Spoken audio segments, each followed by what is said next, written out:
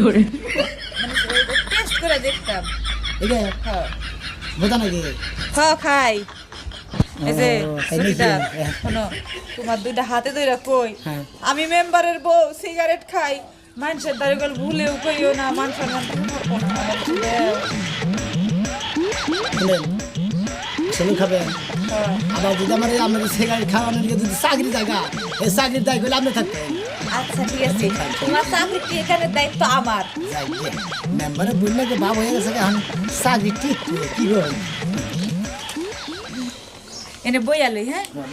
তুমি পাহারা দাও কেউ যেন না হে আইলে খালি আমার কইবা দেখা যাই দিয়েছে একবার বাইরে গিরি করে সারে এলাম দেখুন কেন